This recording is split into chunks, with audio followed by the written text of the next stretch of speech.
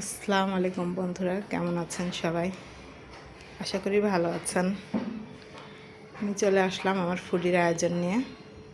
তো দেখা যাক ফুডিতে কি কি আছে। এখানে আছে ভাত, আর বন্ধুরা এখানে একটু ডাল রান্না করেছি। এখানে আছে সালাদ,